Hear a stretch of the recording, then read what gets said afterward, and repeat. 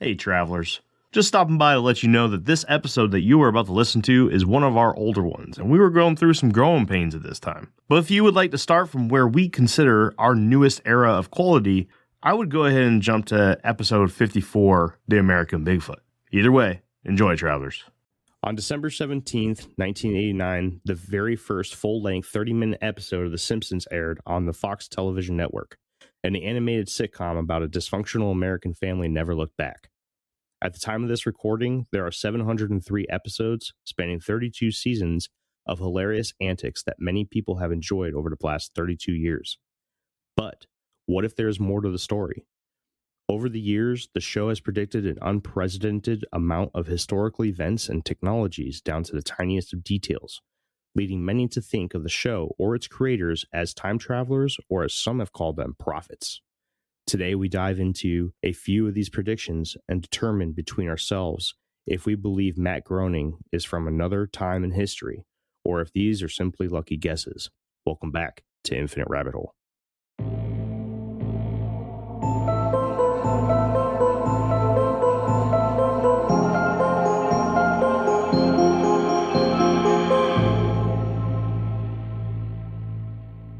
Welcome back to Infinite Rabbit Hole, everybody. I'm Jeremy. I'm your host, and I'd like to be the first to say welcome to Season 3. I am joined today by my co-host, Andrew and CJ. What's going on, guys? What's happening?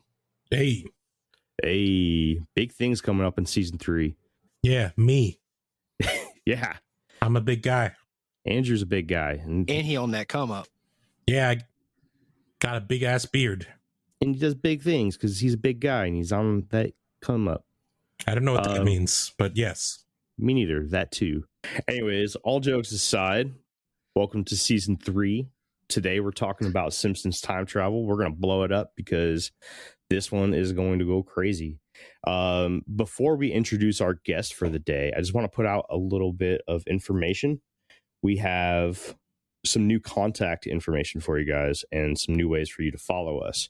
So we had to change our Twitter handle and our Instagram handle to Infinite RH Pod. So feel free, please, to look us up on Instagram and Twitter and follow us. Twitter is still the same page, but Instagram, we had to create an entirely new page. So if you were following us on Instagram that we did absolutely nothing on, please take the time to go ahead and look for us again. We are kind of highlighting Instagram as a new way of interacting with the fans this year. And we do plan on being a lot more active with that platform. If you haven't before, please take a minute to either go to Podchaser or iTunes and leave us a comment or a review or rating. It really helps out the show and helps us really know what we're doing right and what we're doing wrong. That's all the really boring stuff. Now let's get into the more exciting things. Andrew has a pretty awesome announcement for everybody, so I'm going to let Andrew take it from here. Yes, hello, everyone. I just want to announce for Season 3, we are stepping our game up and going a little bit big and better in that sense, to the point that we are opening up Patreon. And with that Patreon, we are actually adding some behind-the-scenes stuff. What we are going to have bonus content, which is called Bottom of the Hole episodes. So you can hear us have shorter episodes, more fun episodes about topics. Some early access to episodes themselves earlier available, and monthly Q&As, questions and answers, and exclusive voting power on episodes. So if that all entices you, you can check us out at patreon.com/infinite rabbit hole. Awesome. And that is open. So anybody listening to this episode of Infinite Rabbit Hole right now can go onto our Patreon and sign up and become a patron of the show. Just kind of build a little bit onto that bottom of the hole conversation. So part of the bottom of the hole conversations is going to be additional content from the episode that you're listening to right now. So if you want to hear us continue the conversation on the Simpsons time travel conspiracy, head on over to Patreon and sign up for one of our tiers. We have 3 tiers. You can either be a jackalope, Bigfoot, or Kraken, depending on how big you want to go. And we will be, hey, you know what? It worked. So take that, CJ. We plan on adding things gradually to Patreon. So what you see there won't necessarily be all that you get for the tier that you buy, but it will be the minimum that you will get. So if you sign up for the Jackalope tier, which is our $2 tier, as of right now, you get bonus content and a shout out during our episodes. But somewhere down the road, that tier could eventually be a little bit more. So hang tight. That's what we're offering for right now, but that may not be all that you get. Coming along with the Patreon, we also have a Discord server that we're working on getting up. CJ, you're getting that together for us, correct? No, Andrew's doing that. I'm coding the web page. That's right. CJ is working on our webpage. So that's something that we have coming up too. Hang tight for further information coming on about the website.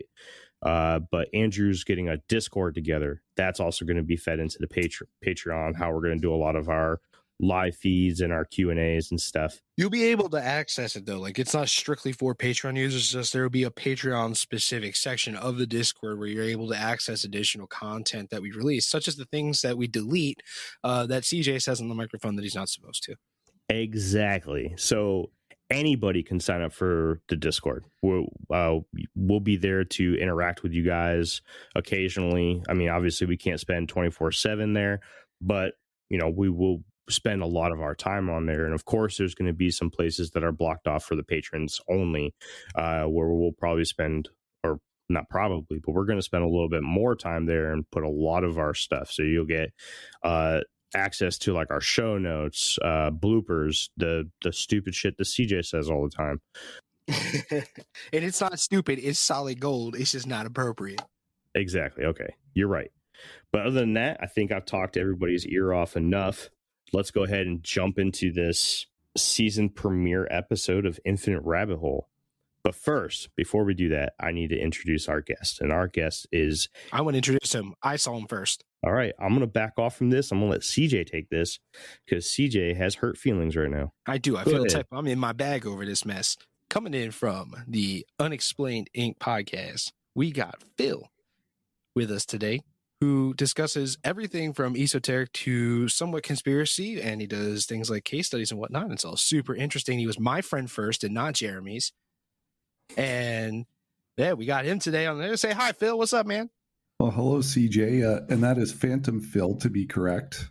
That's how Phantom I go by. Phil. That's right. My name on Unexplained.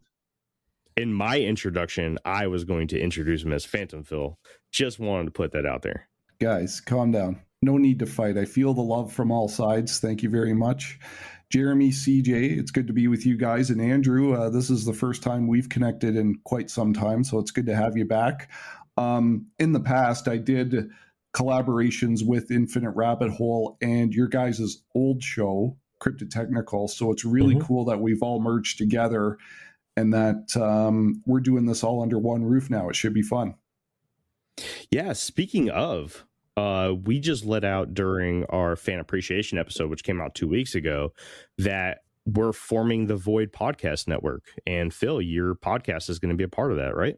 Oh, 100%. Cool. Phil, you're working on a trailer for the Void Podcast Network, right? When do you have like a ETA when that's going to be available? The ETA will probably be the first or second weekend of June, because I am also doing a guest blog on a major spiritual website as well, which I want to take that form and mention the early announcements of the Void Podcast Network as well. So it's going to depend on when I get one or the other done first, but it'll be up, I think, like right around this time, I believe.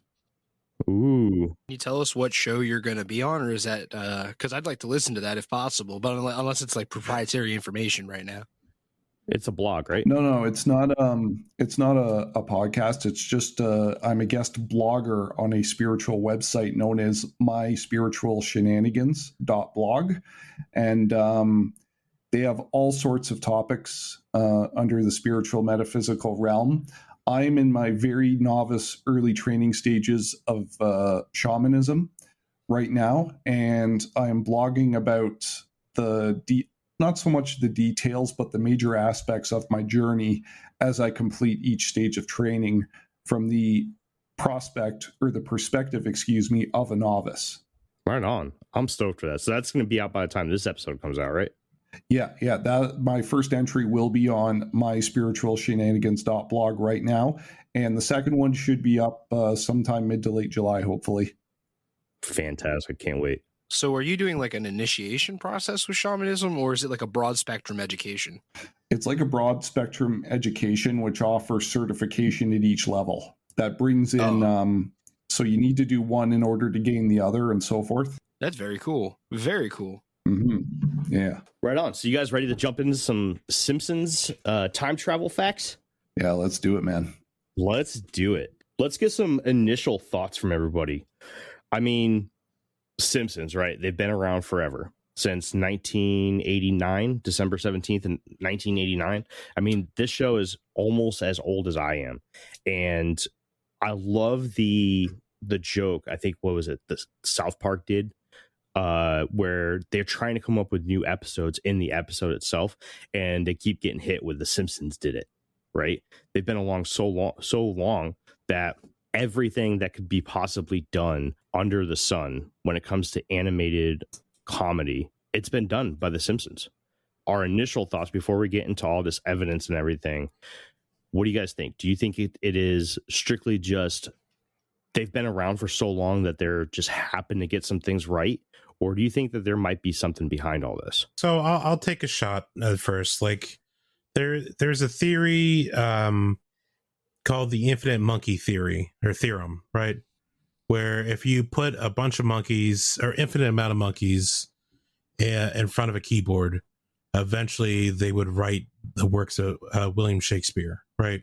Yep. So the fact that there are 700 plus episodes of this show, and the fact I think they just got renewed for like season 33 and 34. So there's going to be 2 more seasons into the current season for it as of when this episode came out. So I feel like at a certain point, to not be stale, they would have to start throwing things out there, right? And I can see, just so there's not repetition and they've been around and survived, like having stuff like this could be a possibility. I get you. So Phil, what do you think, man? Just a couple of things. Generally speaking, I'm a big believer that, number one, things don't show up or happen by accident. Like, I think there's intent behind everything we see. And the more I dig, the more I believe that there's hidden symbolism, messaging, and programming within all sorts of content. And that includes a very long-running show like The Simpsons. And even though The Simpsons is animated, very few programs that have lasted a long time in television have touched people across the world in all walks of life and have touched upon very basic themes of just, living. And before we move on, there's just a couple of quick things I want to bring up is very recently on Unexplained Inc., I did an episode on the Hollow Earth. And in the outro of that show, I mentioned how in season 11 of The Simpsons, there's an episode where Homer falls down a manhole and goes down all these subterranean levels and alludes to the Hollow Earth. And the reason I say this now is it has absolutely nothing to do with the episode. And it's a very awkward, confusing moment, but I don't believe it was thrown in there by accident. And the last thing I just want to say is the microcosm of talking about conspiracies or researching them actually gets brought up in a classic Simpsons episode called Lisa the Iconoclast. And if you guys remember, that's the one where they're celebrating like the Heritage Day for Jebediah Springfield and talking about what a wonderful person the founder of the town was. And Lisa stumbles upon some hidden history and realizes he was actually an awful person, and this whole myth about him is a lie. And to me, that is like the crux of researching conspiracies and alternative theories, which is what we're going to do today. So I just wanted to say that I strongly believe something might be going on, because we have a couple of small examples of things that are kind of hidden in plain sight there. So yeah, he was a pirate, I think, with the silver tongue. Yep. Who, Jebediah Springfield? Yeah. Like a buff pirate, like super buff. And he had like a fight with what was it, George Washington, but he had like a silver, not like a you play on words silver tongue, like a legit real silver tongue. Yeah. All right, CJ, what do you think? Well, you know, usually I'm like the esoteric guy on the show, right? I'm all into the woo. And initially, when I first started looking into this, I was really excited, because it brings in a lot of concept of, a lot of people want to call it prophecy, for me, it would have been a form of divination. Some people call it like auto writing, you know, or auto scribing and things like that. It's basically when you start writing, and whatever comes out, and it's a form of divination to predict the future and whatnot, right? And I was kind of excited, because in a way I thought this was going to be like some sort of like auto writing. Like these guys are putting things down, and their intuition is, and their third eye is wide open, and they're doing stuff maybe they don't even realize it. Further into my research, and a lot of the concepts that I saw really led me to believe that what we have on our hands here are some ridiculously intelligent men, who are extremely funny in a natural sense, and they're using a sort of passive cold reading, where they're basically putting stuff out there using obscure facts and information to make jokes, and allowing audiences to interpret that at their own will. And then those audiences are saying those things, and they're just letting them have it. Because we're talking about a cartoon that's been running for, you know, over 30 years at this point, something like that. Yeah. And, you know, to have something going that long and to be that old, you need people to keep talking about it. So when something like this happens, that's like getting handed the key to the city. So I honestly believe that we're not experiencing any form of divination here. We're not experiencing any form of prophecy. And we just have a couple of people who are wildly intelligent and really know how to make some very good business moves. Now, I am completely opposite. I know I have to bite my tongue here and beat my own ass, because in our time travel episode in season 2, I went on the record as saying that I do not believe in backwards time travel. But after doing this research, I was also very excited to do it. But after doing this research, I don't know. I can't see any reason how they can't be. How there can't be somebody among the cast of writers for this show, whether it be Matt Groening or somebody else in this group, that has some kind of window into the future. At least, I don't know, either one of them is all of them are time travelers, and they're coming back and they're creating this amazing show. And they said, you know what we're going to do if we go back in time? We're going to create an animated show, because why not? It's an awesome thing to do, and we're going to put little hints about the future into it, or one of them has a form of a chronovisor, which is a tool that supposedly the Vatican has, where they can see into the future. Where it's like I don't know exactly what it looks like or anything, but I would assume it looked like either like a crystal ball or something, where you can see events that happen into the future.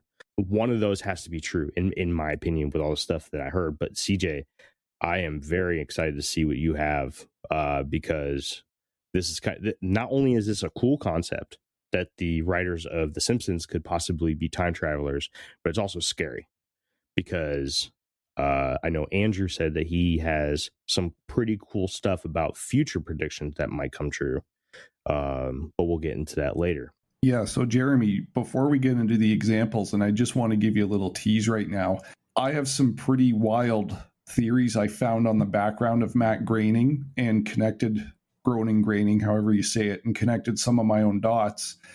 We'll get back to that after the examples, because between all of us, we have plenty.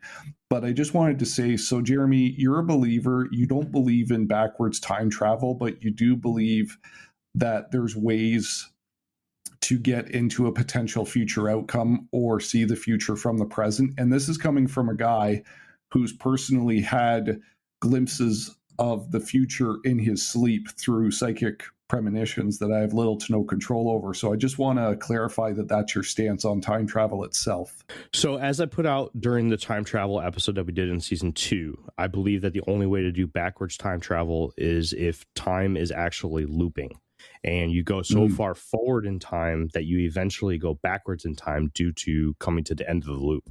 I still stick by that, but because of this whole Simpsons thing, if they're not doing that and they're simply just moving backwards in time, I don't know. It's making me rethink a little bit and maybe making me want to do a little bit more research, maybe revisit the topic later on. I am going to say it's funny you say that, because there's another show that Matt produces, which is called Futurama. And there is an episode where there is time travel in that, but the idea is you can only go forward. You cannot go back in time. So the vehicle they get in, there's a crazy scenario and they go forward to the point that everyone's dead. So the professor just says, why don't we'll just keep on going forward into the end of time. Yeah. The time then recycles and goes back and continues again. But what happens is every time that cycle goes through, the world gets shifted like 5 feet down. Yeah. So everything is like 5 feet lower. I just want to go on record saying that if anybody has not seen Futurama, you need to stop living this lie and go watch that show. It is one of the best shows ever created by a human being. Just have a box of tissues with you when you do. Oh, man. So you're going to watch it and you're like, oh, man, okay, this is a pretty goofy show. It's just like The Simpsons, a little bit different, blah, blah, blah, blah. And then out of nowhere, out of left field, you're going to get hit with an episode that makes you cry. You're going to be like, what the fuck, Futurama? But it's so good. It's so good. And that's another theory, right? Is Matt Groening. What if he created this as not only, just a fun thing to do, like a fun project to do, but what if he did this as a way of saying like, hey, this is, some of this stuff is really what's going to happen in the future. This is how physics actually works. This is how this actually works. What if Futurama isn't just a show? What if this is something that we can look forward to? Many different races from around the galaxy all coming together to live together. And I mean, space shipping industry is a huge thing, just like Amazon, where you order something, you want to get it to you sooner rather than later, so they box it up and they send it off on the Planet Express and shoots off into Alpha Centauri and drops off a package for you in 2 days or less. What if that is something that Matt Groening is trying to tell you, that this is what the future is going to be like? It's making me think, Jeremy, what if it's life after disclosure? Which might be coming up soon. Well, who knows? But that's a big buzz talk right now for sure. That's supposed to drop in June. I'm trying to figure out how, when we get into this exam, like my main number one argument for why I think it's nonsense, it has to go into the bottom of the hole. And I'm trying to figure out how I'm going to get around not talking about that. It's going to be tough. Well, my question though for you guys, for also for myself and our fans, what do you mean by disclosure? Disclosure is he's talking about when all the information about alien life comes out, or anything else really in that matter. There's supposed to be a lot of information dropped in June, dropped by the U.S. government, particularly, I believe, the Pentagon, about UFOs and stuff. And there are a lot of people that are expecting for some information about alien life to be in those documents. Honestly, I thought that already happened, because they're talking about how the British go out on their flight paths and just aliens are next to them, and they're just like, "Hey, what's up?" Well, they see the UFOs, but they're not talking about exact life forms. I think what Jeremy's saying is they're going to full on launch Project Bluebeam in June. No, I don't think that it has anything to do with Project Bluebeam. Well, I mean, I don't know. It might. You're right. It might be a setup for Project Bluebeam. It is, but I don't know, man. I don't know. I don't know exactly how it came around. So anybody listening to this, forgive me. Okay, I didn't necessarily. I wasn't ready for UFO talk during The Simpsons, but apparently Trump signed in some form of executive order saying that the U.S. government has to let go or has to get all this documentation ready to be released to the public in 8 months' time. I think he did it in like what was it, November, right before he was voted out of the presidency. And that pretty much lands on June. So in June, there's supposed to be really good information being dropped, and you're seeing a lot of this stuff start to leak out. I think his name's Jeremy Corbyn, has been talking about it a lot. If anybody wants to look him up, he puts a lot of information out there. Anyways, sorry, didn't mean to get off track there. It's a good thing because that has something I want to talk about on our bonus episode as well. Okay, cool. All right, so you guys ready to get into some really cool examples? Yeah, after 30 minutes of housekeeping, let's do it. CJ, you're a dick. I love it. Anyways, so I came up with 25 of them. Okay, there was a lot more, but I just kept it at 25. There is way more than 25, just for anybody listening.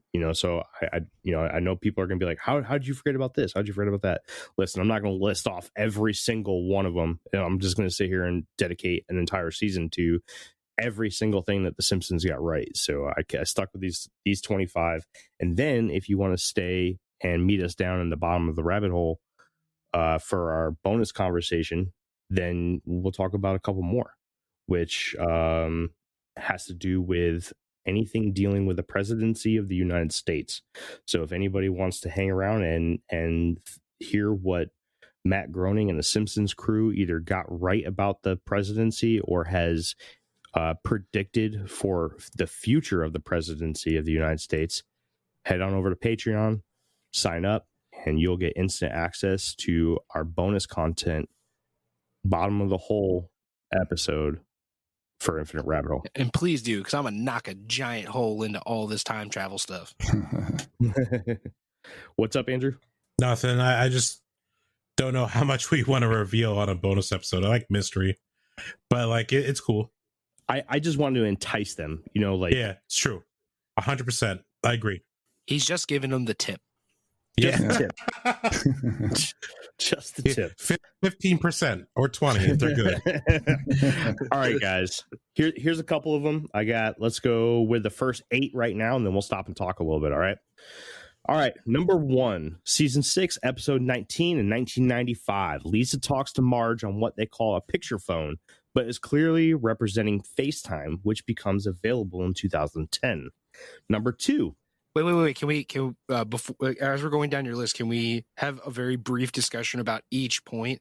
Sure. Just to keep consistency here, because sure, this is a really big one.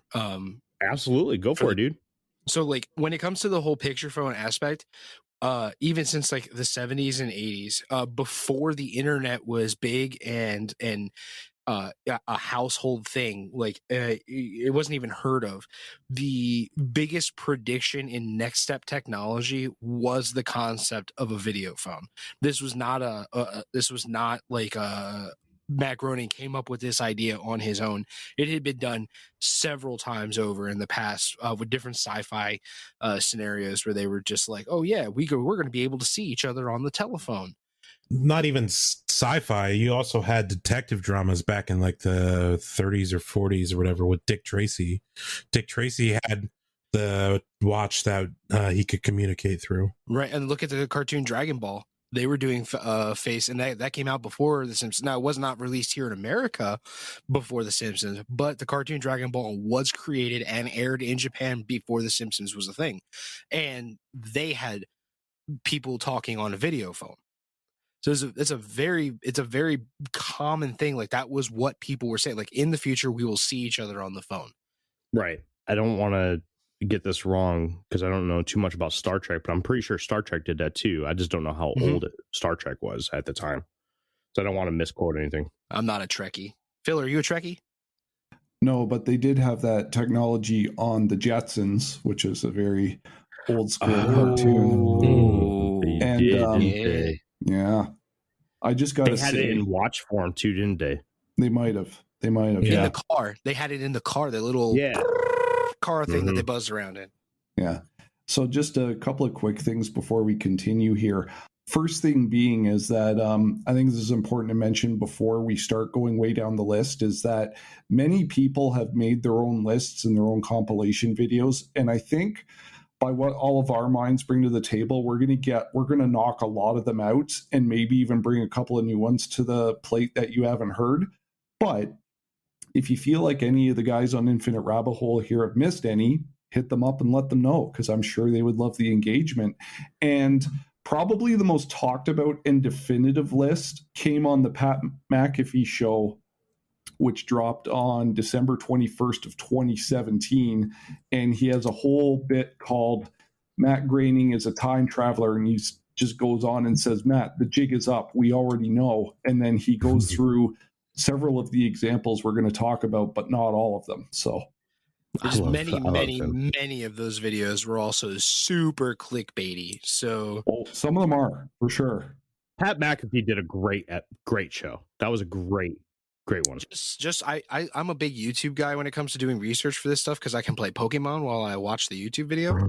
But I found that YouTube this time around was a very difficult resource to work with because of all the clickbait involved with this subject. Yeah, there was a lot of lists. Like nobody really wanted to deep dive into this. They just wanted to list off a list. Yeah, and some of them were a reach. I will even admit that, even though I'm on your side here, Jeremy. All right, let me get into number 2. Same episode, okay? Season 6, episode 19, 1995. Lisa's future fiance makes a phone call using a smartwatch, which becomes available in 2014. Now, I mean, we already kind of talked about that one, right? So we don't need to beat a dead horse. Right. I mean, we can kind of touch on it a little bit. Like, we were thinking about things like James Bond and whatnot, and even Batman. Dick Tracy. This was also a technology that was predicted well ahead of time by many different sources, and in an honest thing, it honestly makes sense. Being that walkie-talkies were in common use and they were already trying to do a video phone, being able to communicate through your watch that either connects to another device on your body or is a device in itself. It's a next step makes sense prediction. I can see that. All right, next one. Season 5, episode 13 in 1994. Homer uses a hidden camera in his hat, which seems to be hinting at the idea of a GoPro, which becomes available in 2004. This one's kind of a stretch for me. Yeah, it is, because you look at the hat, right? It's one huge. Of those like Burt Reynolds, like huge Texan 10-gallon hats. Smokey the Bandit. And it looks like the camera itself would have just been like the camera at the normal thing right there. Now, I am going to say spy cameras have always been a thing. Like modern day stuff is more prevalent. Like you have like nanny cams and other things like that. So again, that's probably something like you always want to be watching or looking over your stuff. Like back in the day, there wasn't the technology you would pay. Well, that's what security profession is, like having someone watch your things. Yeah. So, and also the GoPro was also yet another one of those very logical next steps in technology. Even if we go back to something simple as the telephone, we have the very first telephones that came out were put in people's homes. These things were monsters. They were huge. And as technology progresses, things get smaller and smaller and smaller and have more utility.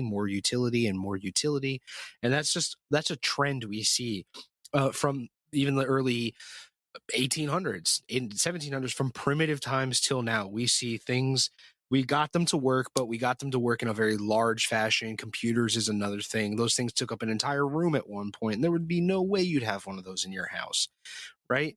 And now we have computers that are 1,000 times stronger than that giant room computer and that fit in your pocket, right? So the downsizing of technology and its increase in utility has been a trend since forever.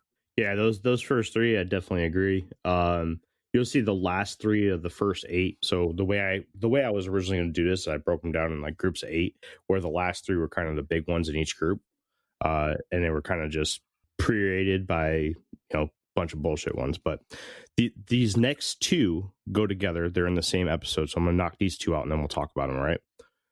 Season 25, episode 16 in 2014, Homer is approached by FIFA to fix their championship World Cup game, which led to the arrest of officials in the organization. 1 year later, in 2015, many high-ranking officials in the FIFA organization were arrested for corruption and money laundering, among many other things. In the same episode, known as number 5, also in 2014, the Simpsons correctly predicted that Germany would win in the World Cup championship match of 2014. I didn't mention this yet, but the amount of writers that have been on this show is actually close to like 130 some, or 136 is what the Wikipedia is saying. So I don't know if that's current or whatever. So having that many people touch this show, I feel like you have a lot of people that would be having different backgrounds, different interests, and there's probably someone that was fairly knowledgeable or knew about soccer, right? Mm-hmm. So it's not like that team wasn't doing bad that year. Like they weren't like an underdog or something. Right. But the fact that they correctly predicted that the organization, like this was major news. I looked up a couple of news articles and everything, and these dudes were like the head of the FIFA organization, which is the world's leading what we call soccer or football over in the other parts of the world. They're the biggest entity in this sport, and they were bagged for some of the biggest bullshit. Now, again, just like you were saying, somebody on that writing staff may have been a huge fan into sports and been like, yo, these people are corrupt. Let's write an episode about how stupid and corrupt they are. And, eventually after some time, all corruption gets bagged, or not all corruption, but most corruption will get bagged. So that's what I think happened here. I'm on board with you guys with that one for sure. I'm going to let Phil touch on that before I put in what I got to put in. For those that really, really follow soccer, I do not, but I know people that do.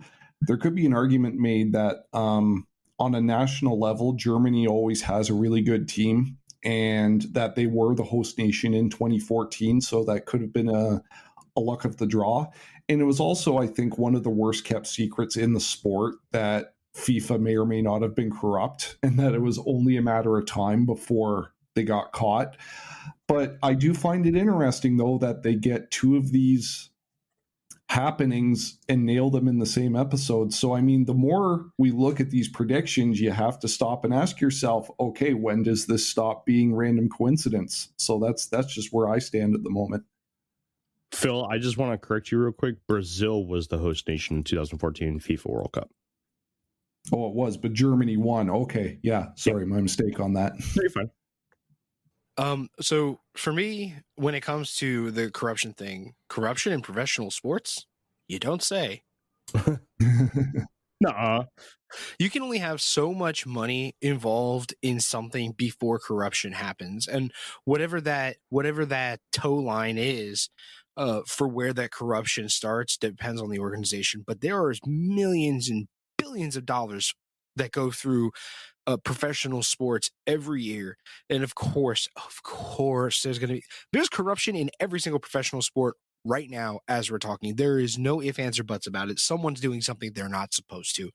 Whether it's on a large organizational level or an individual level, somebody is corrupt. Multiple people are corrupt. Now, in regards to them predicting Germany to win the World Cup in that year, at that time, Germany was currently tied for having the most wins ever in FIFA for first place, right? Right now, Brazil holds the most wins at 5. Germany is tied for second place with Italy at 4. Again, that goes back to what I said initially, where we're talking about a cold read. It was a really good bet. That's like going to a horse race and betting $10 on the horse everyone says is going to win, right? And then being like, hey, look, I predicted it, right? That's kind of where I stand with that. Dude, I love how well you did your homework. Love it. I told you I tore this shit up. Dude, I am so excited to see what you have for the rest of this stuff, because if you keep going, I'm going to swap sides. Sorry, Phil. We'll see. All right. So this is one of my first bigger ones, okay? Season 20, episode 4. In 2008, Homer was seen attempting to vote for Barack Obama, but his vote was automatically switched to vote for John McCain multiple times. In 2012, this was a very real issue in the presidential election voting machines that was reported widely by multiple news outlets. Yeah, that happened in Pennsylvania, I believe. Yes. Yeah. Yes, it did. Not only did they get the storyline of this particular thing right, they also got the visuals right. Like Homer, they literally show him pushing Barack Obama, but the voting machine checks John McCain, right? In real life, this man actually whipped out his phone. I think he was voting for Barack Obama, and it flopped up to the Republican nominee. Like, I mean, he clearly hit Barack Obama. Now, is this one just coincidence? Yeah, it's hard to say. I mean, corruption and whatever. When did that show come out? When did that one specifically? That one came out in 2008, and it was 2012 during the very next presidential election that it came true. Yeah, 2008. Okay, so there's a movie back in 1996 called Black Sheep with Chris Farley, right? Mm-hmm. And that one's solely around voter fraud. So the idea of voter fraud or stuff like this definitely has been out there. A lot of people don't trust technology to begin with when it comes to that. That's a lot of reason why they wanted there was the whole debacle about like handwritten stuff in Florida, like the Florida Chads or whatever, because they didn't want to switch over to technology because they were too worried about just that technology doing stuff like this. So I can see, because that was Gore versus Bush, and I know Gore is actually, his daughter is a writer on the Futurama show, which is like the side show of that. Yeah, and I believe where she's probably penned an episode or something. Let me confirm that. But I know Al Gore has definitely been on Simpsons as well as Futurama. Well, you're looking into that, Andrew. I just want to say real quick, it's hard for me to comment specifically on this one because up here in good old Canada, I still fill my ballots in with pencil. Yeah. Kristen Gore, she's actually a writer. Huh. So with the whole concept of the ballot machines and having it malfunction or maybe it's potentially being tampered with, corruption in politics, you don't say. Yeah, that goes hand in hand with the sports thing. On top of that, this was a single machine we're talking about, and yeah, it did happen. But I'm going to play a little devil's advocate here, and this was back in the Obama Mitt Romney campaign, and then this was also the era where smartphones first started really becoming popular. Right, we just had Google release their first model of the smartphone, and then Android followed up. And I don't remember the exact order of the technology being released, but the iPhone was also a thing. They also had the iPod, and like this touch technology was a thing. And I personally had one of the older touchscreen phones when they first came out, the very first smartphones. And when that phone was about 2 or 3 years old, I experienced an error with it when if I wanted to touch one of the applications on the phone or select an option, I had to move my thumb downwards and slightly to the right and touch a different area because the calibration on the screen was just off. The phone was dying. It was old. It wasn't working right anymore. And it was just off. And I'm willing to believe that in this particular incident, being that it was a single machine that we're being told about, that maybe that would be something that could have. Maybe the machine was dropped on its way in, and whoever was carrying it was like, "I'm not saying nothing because nobody's firing me today." There's a slew of reasons that could have thrown the calibration on a single machine off. My question is, if this was a true act of corruption, why was it a single machine? And do we all think that messing with a single machine would really throw the vote off that much in a very red state? But it wasn't a single machine. That was wasn't? the only that was the only person that was able to get it on film. Okay. Yeah, there were many complaints all throughout that county in Pennsylvania that the machines were doing that. So I understand. It was a single county, though. I believe so. I don't want to put out incorrect information, so I'm going to retract that. Let's entertain it was a single county just for argument's sake. I drive a truck for a living right now, and I'll tell you this right now: you hit a pothole hard enough, and the entire load in your trailer will slam off the walls. Yeah, but you would think that these voting machines would be in shock-absorbed crates. Oh, God, no. You think our government funds shit like that, bro? You work for the government. You work for the government. Bro. Well, I could tell you that aircraft parts are, like, if I were to put a FLIR system from a helicopter into a crate, that bitch is shock-absorbed. And it's full of nitrogen. Well, if somebody's gonna potentially die from it, yeah. But these voting, no, they're lining these bad boys up and they're strapping them in just like everything else that gets done. And have you ever unloaded trucks, bro? I've unloaded trucks for furniture. I've unloaded trucks for truck parts. I've unloaded trucks for auto parts. I drive a truck now. I have to load my own truck, and I do medical linens, and it all gets strapped in this. It's got a crate that it's in, and it just has tension straps that attach to the walls.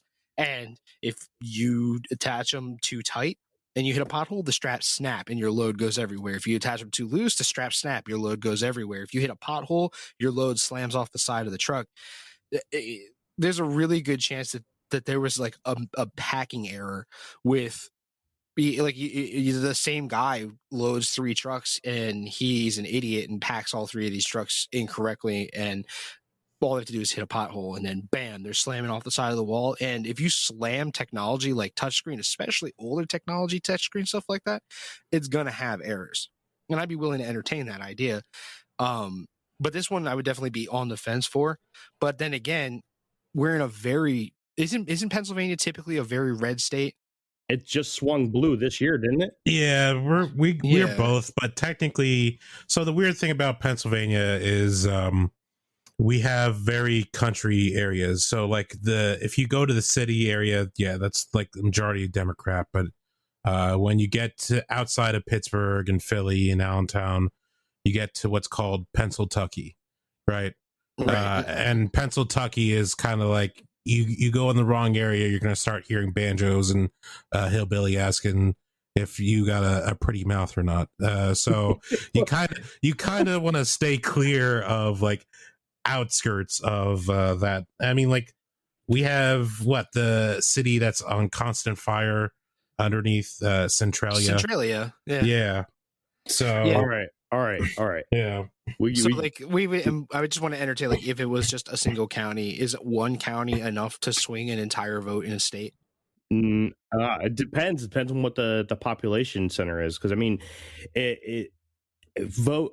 so the votes for the county, or the value of the county, is just it's all based on the population. You said it was Laverne County, right? I don't know what fucking county it was, but it was a county. I believe it was a county. All right, we're gonna move on to the next thing. We got to keep rolling. Okay. All right, guys. Okay. All right. All right. So the next one, number 7, the Simpsons movie in 2007. The movie predicted the NSA listening in on U.S. citizens' phone calls as they are tasked in tracking down the Simpsons after they were deemed fugitives by the EPA. In 2013, Edward Snowden blew the lid off the NSA, conducting unwarranted mass surveillance on citizens of the U.S.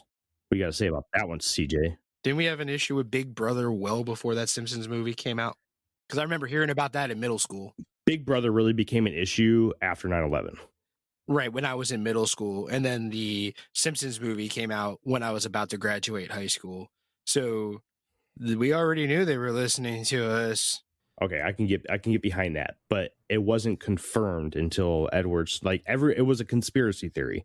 Oh my god, dude! If people didn't know the government was listening to us, I know. I will argue that in the Simpsons movie, though, they specifically nailed it to the NSA, which I don't think had been done in a big blockbuster live action or animated flick before, or at least an animated one that a lot of people would see. I'll argue that. Let's be honest, though. If a department is going to do one of those 3-letter acronyms is going to do it, it's going to be the NSA. NSA or CIA, one of those two. Well, the CIA is doing it. We know that. But the NSA, that's what their job is National Security Agency. Right. But this next one, guys, is one of the ones that I'm really excited about. And CJ, I can't wait to hear you debunk this one because I hope you have nothing for it. Season 22, episode 1 in 2010.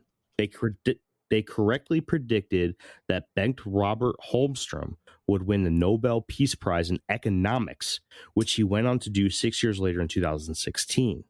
Not only did they predict that he would win a Nobel Peace Prize, but they went on to predict that he would specifically win it in economics. So when it came to this one, this specific instance, it was actually talked about on a video by a fellow Canadian of Phil's, and that individual, people were already predicting well before the Simpsons were that he was going to win a Nobel Peace Prize. It just took them longer to give it to him than anybody thought it was going to. He was already a big name in that area. Okay, so you just think it was eventually it was going to happen? I mean, it was also a bingo card, so they could have placed their bet on any of those people winning, because it was 5 different nerds, each choosing a person that there's a chance that person could have won. How many discounts does USAA Auto Insurance offer? Too many to say here.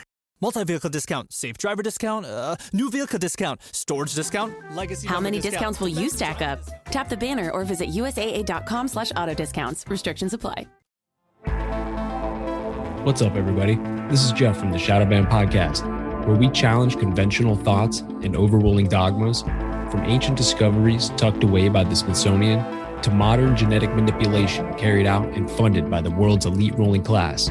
Nothing is too taboo as we search for lost, hidden, and suppressed truths about the nature of our reality.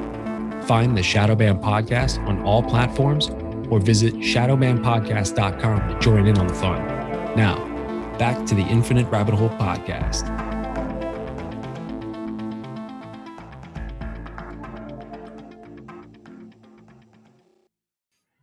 Even if this wasn't something to do with time traveling, kudos to the Simpsons writers for going into that great a detail.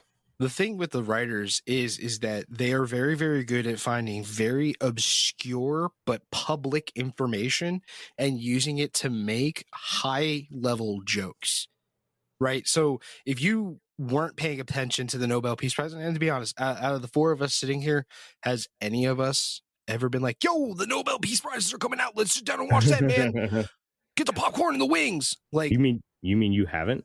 Yeah, there's no office pool for it, for sure. right So I mean, but it's still public knowledge that, hey, people are really thinking like this guy is doing this work and they really think that he's gonna win, and he's a big name in this field. Being a big name in the field of I forget what it was he was doing, is like being a big name in the field of indie podcasts, bro. Right. People who listen to podcasts know who we are if you're big name, but anybody who doesn't listen to podcasts and be like, who the hell is that? Right.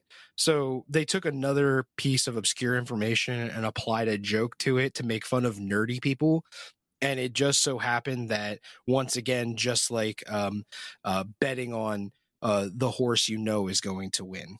All right. So Season 5, Episode 10, in 1993, a parody of the famous Siegfried and Roy tiger show ends in a tiger attack. 10 years later, in 2003, Roy Horn of Siegfried and Roy was viciously mauled by one of their tigers, causing the show to end its 13-year run. All right, number 10, Season 23, Episode 22, in 2012. This episode showed Lady Gaga performing at the Super Bowl during her routine when she was suspended in the air and flown over the crowd during her performance. 5 years later, Lady Gaga actually performs in the Super Bowl halftime show, and would you guess it? Her act involved her being suspended in the air over the crowd, just as pictured in the Simpsons episode. Number 11. In 1994, an Apple cell phone autocorrected a phrase into the wrong phrase on the show 13 years before autocorrect was officially released in 2007. 12. In the years 1992 through 1994, the Super Bowl champions were successfully predicted by the show. Number 13. Season 3, Episode 23 in 1992, Homer's brother Irv invented a translator for baby talk. A group in Taiwan invented an app in 2016 that differentiated between the sound of many different types of cries that a baby has, therefore creating a baby translator. Number 14, we'll stop and talk. Season 2, Episode 9, back in 1990. Marge believes that the animated show that Bart loves so much, Itchy and Scratchy, is way too violent, and she protests the show in order to get it cleaner, which works. But when a replica of the famous statue David is set to be unveiled, she cannot join in with the other characters in their belief that it needs to be censored. In 2016, an actual replica was set to be unveiled in Russia, but many people complained, and it was left up to a vote to determine if they were going to censor the statue or not, and it ended up being censored. So, what do you guys think? I'm not surprised about any of this. I'm going to say the Lady Gaga one, though. I feel like it could have been inspired for it, even though she didn't do the nipples with fireworks coming out of it as the Simpsons had. But that was Simpsons hyperbolizing what Lady Gaga is known for, and she is known for being super eccentric and doing wild stuff. Bro, she wore a dress made out of steak. But like, if she saw, listen, if she saw that, she would have been like, for me, I would have been like, I don't even have to write my halftime show. I'm just going to steal what the Simpsons said. That's a bomb ass idea. Yeah. You think that that's just the Simpsons Inspiring culture? Yeah. writing history instead of...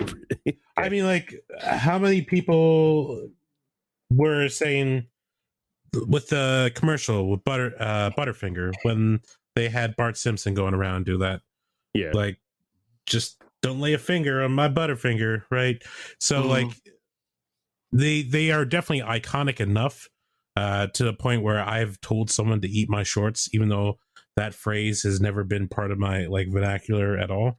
Pete and Pete, bro, that's where that one came from. Oh yeah. Oh no. Well, was Pete and Pete around before Simpsons saying "eat my shorts"? Is the question. No. Maybe. Well, they weren't around before the Simpsons, but they probably were using that vernacular like at the same time. Like. That's one of his original catchphrases. Oh, really? Well, I mean, it was still like, what was this? Pete and Pete was what, 92 or 93? So it wasn't that long after The Simpsons premiered. So they could have just been biting off of The Simpsons too. So one thing I'm always intrigued about is the autocorrect thing. I mean, yeah, that could be a flimsy happenstance or what you will, but it's so fascinating that it would become such a major part of our lives on all of our portable devices, and it would piss off every single one of us. The fact that, you know, he gets frustrated and throws it at Martin's head, like, that's what I want to do with my devices or my computer with some of the autocorrect some days. So, I mean, number one, they predict the function itself, and they predict people's frustrations to the autocorrect itself. It's, once again, where do you ask? Where does this become happenstance, and where is it a thing? Like, that's what you got to decide yourself. One of the coders for the Apple autocorrect, whatever, they actually said that in an interview, like they used that Simpson episode as like their go-to, and they basically called it the Eat Martha issue. So they would strive to make sure that they wouldn't have that Eat Martha thing. So I feel like that's another one of those ones where it's like the Simpsons inspired someone to do that, even though they didn't do a good enough job, unfortunately. It's not an unheard of phenomena in television history either, for something to appear in a television show and inspire somebody to invent it. Take Star Trek with the television remote, for example. All right, cool. You guys ready to move on? The giant tiger ate the guy. It happens. That's what happens when you have big predators. So number 15, the show predicted the London Shard, a very beautiful building that was built in 2009, but was depicted in an episode where Lisa visits London in 1995. Go ahead and tell me about that one, CJ. I actually didn't hear about this one in my research.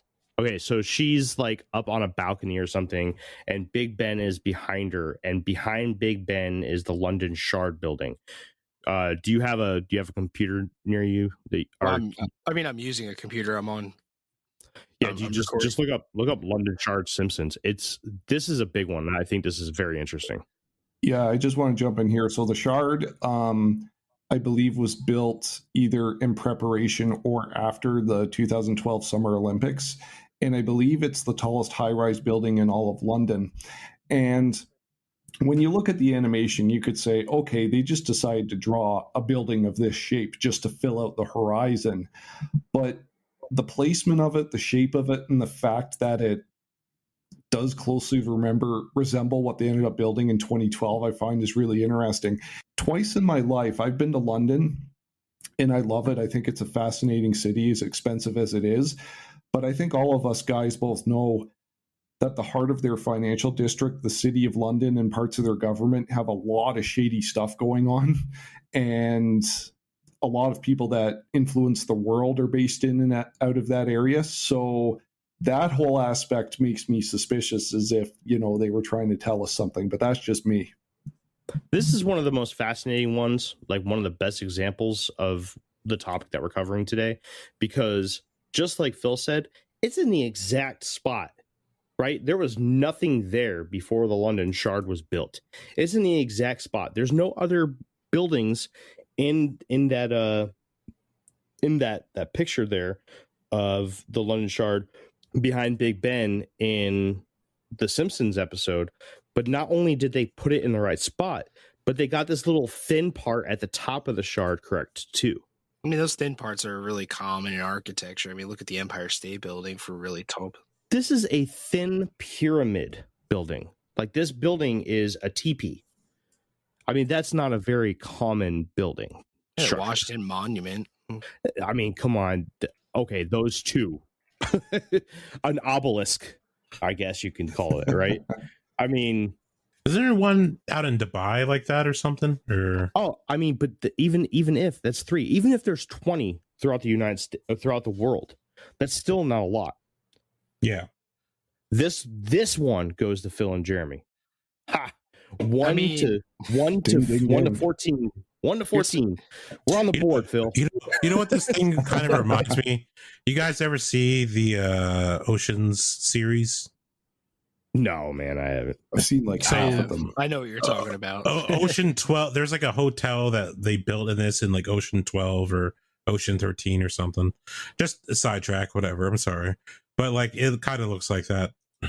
Well, so we would all agree that much of what our governments and worldwide governments have in common is a fascination with the esoteric, right?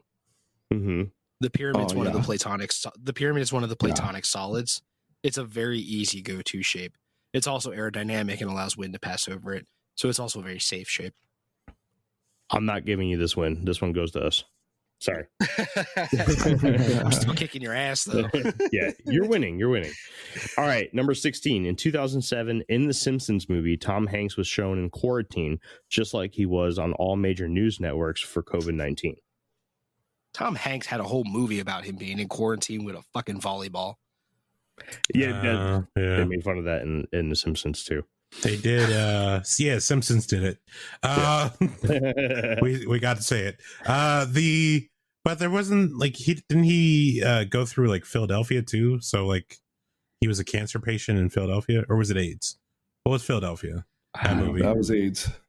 It was AIDS. Yeah. So like, but like Tom Hanks is such a like the person you want to put forward of like celebrities. Like he's wholesome, cheery. There's like no one really has dirt on him, and like to the point that they got him play one of the most iconic like persons out there, that is Mr. Rogers, right?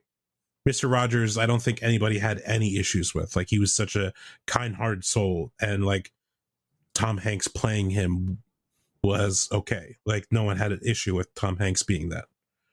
I only like one movie ever made by Tom Hanks. Oh, yep. Green Mile. Nope. Forrest Gump. Forrest Gump. That's it. It's the only good movie ever made by Tom Hanks. Sorry, guys. Go ahead, as you were. I just want to put it out there. Oh, it's fine.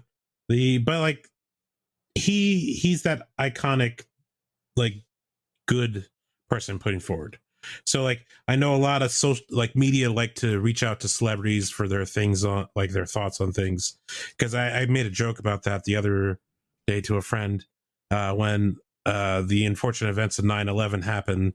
They like some of the popular news were like 9/11 happened. Ja Rule, what do you think about this? And it's like, why do I care about a rapper that only had one hit song thinks about terrorist something? Like, give me someone that has knowledge about this, not someone just that's the flavor of the week. I hate that shit the most. Whenever like a celebrity has an opinion about something and the news will blow it up, it's like, why do I fucking care what they have to say? Let's be honest about it. And then you get all these people that are like, oh, but so and so said this. What the fuck are you talking about? Like, I mean, don't get me wrong. I grew up on Bill Nye, right? I like Bill Nye and everything. But when someone quotes Bill Nye when it comes to something scientific, did you know that Bill Nye doesn't even have a degree in science? Nope, his degree is in business. Right.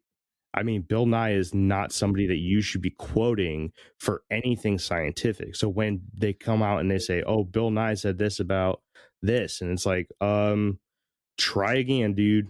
Don't fucking care about what Bill Nye has to say. He entertained me as a kid, and kudos for that. I'm a fucking grown-ass adult, and I need some grown-ass adult answers now. Sorry, go ahead. Well, you know who else?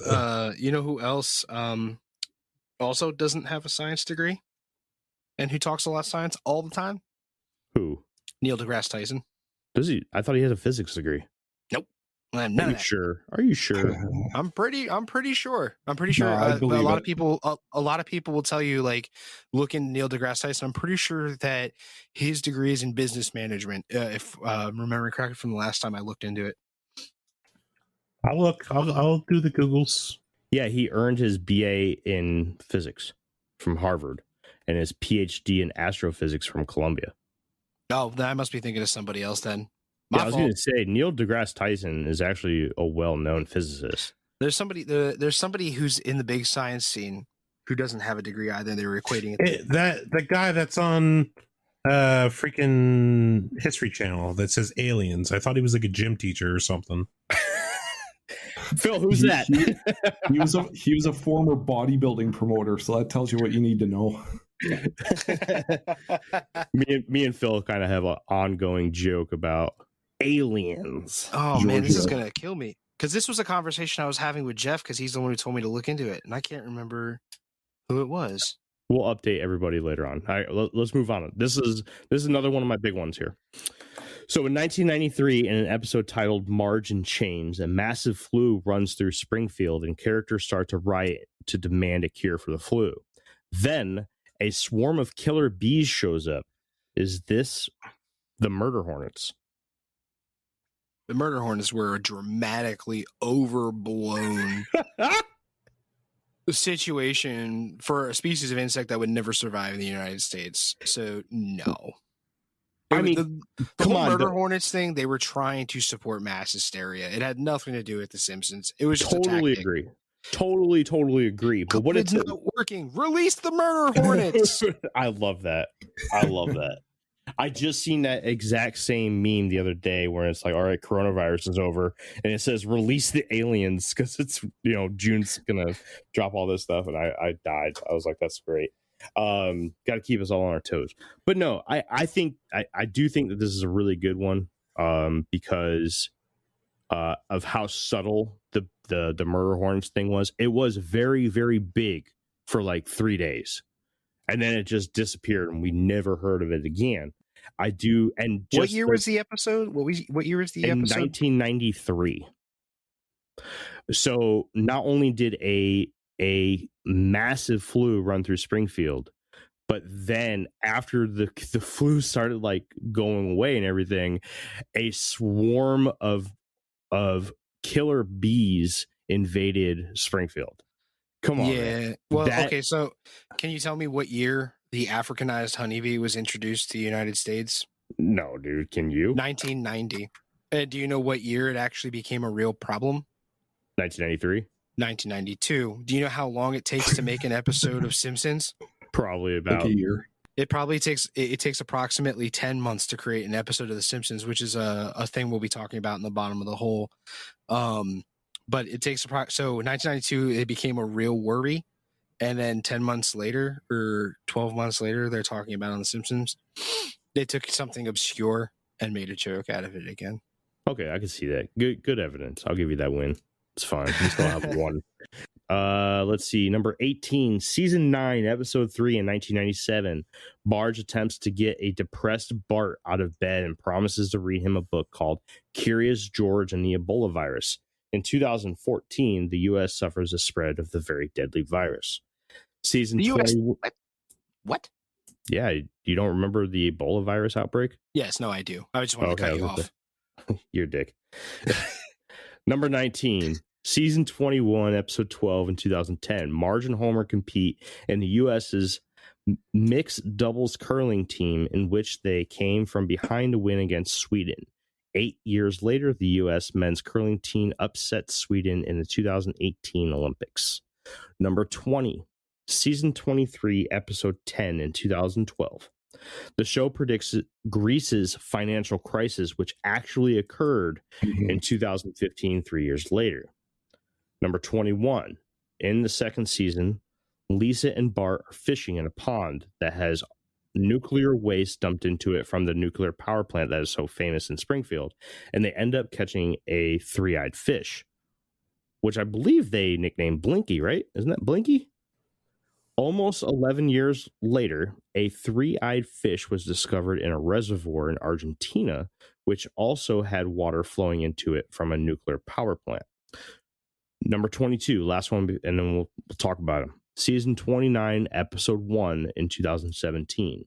The Simpsons were placed in an olden times town by the name of Springfieldia, which was a parody of Westeros of the show Game of Thrones.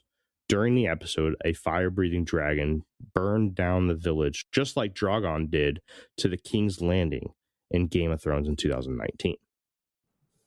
Let's talk, guys.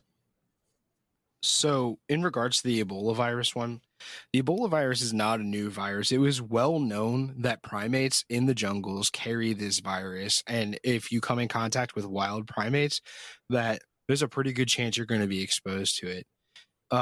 I don't know the exact year, but there was a time period where importing wild monkeys to keep as pets became a very popular thing in the United States. And I really believe that the Simpsons in this stake were taking a shot at something, again, obscure and saying, hey, if you get a pet monkey, you might get Ebola. Okay, I can hear that. And I definitely wasn't making an argument against how old Ebola is. I know Ebola is pretty old. I know they have different strands of it. You know, like the Ebola's Zara strand is one of the most deadliest ones. Yeah, and then it really did, like getting pet monkeys did become like a prevalent thing. I really want to say it was post Jurassic Park because of that person who had the pet monkey in that movie. And usually things in movies like that are what really tip off fads. So, right. But I'm not 100% sold on that. But I mean, this really was one of those things where it was like, hey, if you get a pet monkey, it's going to give you Ebola. Yeah, I can see that with a tie-in with a Curious George. Yeah. Anybody else have anything to say about any of these? I remember the episode you're talking about Greece's economic fallout. There's a little ticker on the news, and it says something along the lines of EU puts Greece on eBay, which I thought was hilarious. That's the exact quote, bro. Yeah. I thought that was very interesting. I did a little bit of deep dive into that, and apparently Greece's financial issues hadn't have exactly happened yet at the time of the release of that episode. So, I mean, it makes you wonder, looking back, you could argue like, oh, you know, maybe that episode writer was a business insider and he knew the markets and saw this was coming. But you're telling me that's not the case, eh, Jeremy? Maybe. I don't know. What year was this episode again? That was in 2012, and the Greece financial crisis officially happened in 2015. I'm looking right now. I just thought of a tie-in Oh no, never mind. This was really because the euro was introduced in 1999, and that's what really upset some economy when it was first introduced. Yeah, that And was too early. I know Greece was one of the people who adopted the euro at one point, or they still have it. I think it was more their work ethic than Greece. It was like you only work 38 or 20 hours a day. Everyone gets off at 5. Like you have multiple vacations or whatever. And that's saying, like, I know America and Japan are like the two like nations that like beat our workers to death when it comes to stuff like that. But like having bare minimum, something like that, like how would a nation function?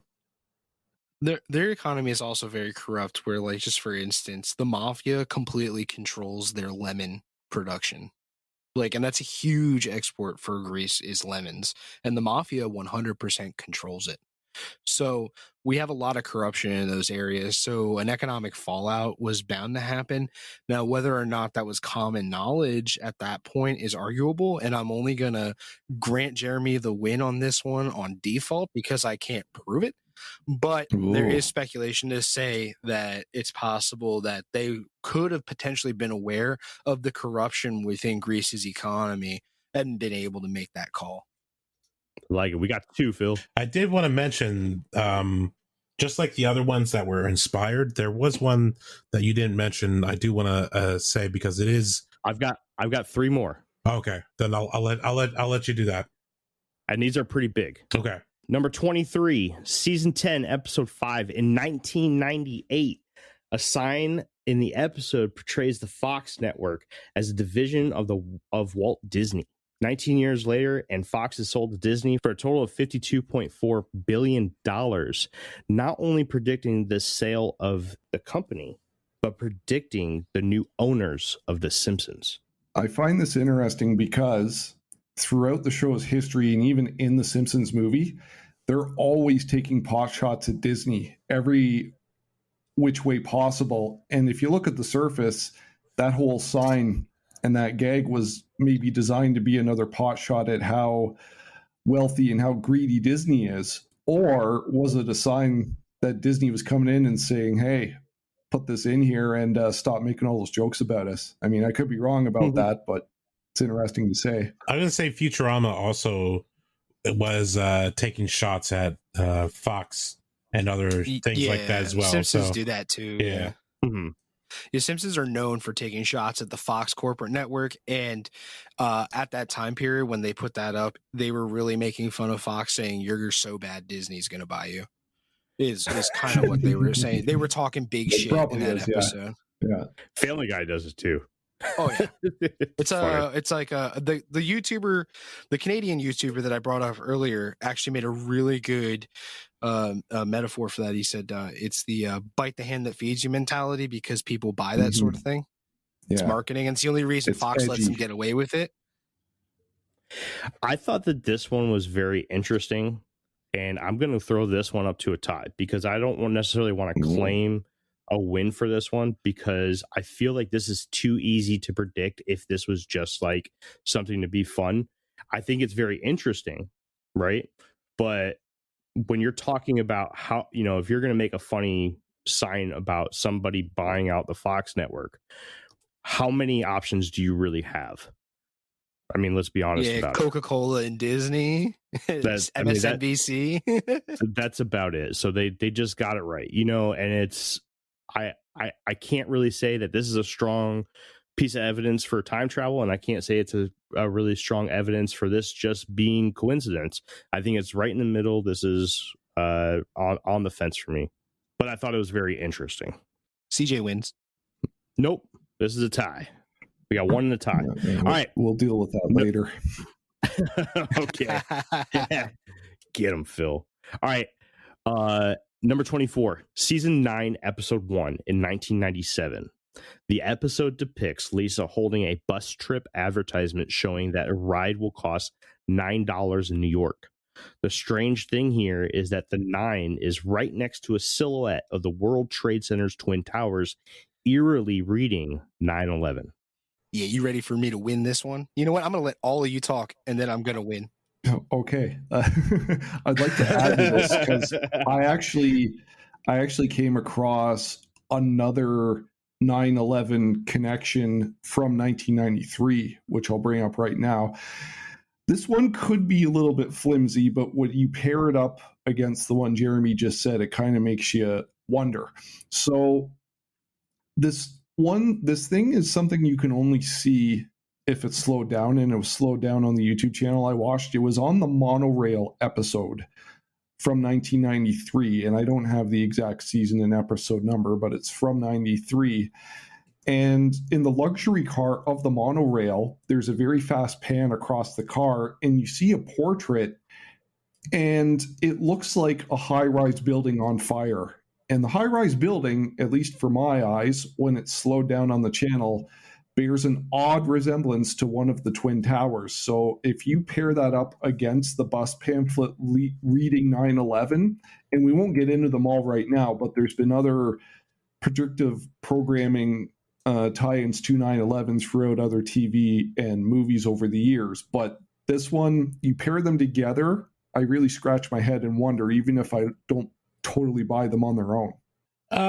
Like the Twin Towers were kind of synonymous to like New York, right? So what back in the day, what was it was two things. It was the Empire State Building, Statue of Liberty, right?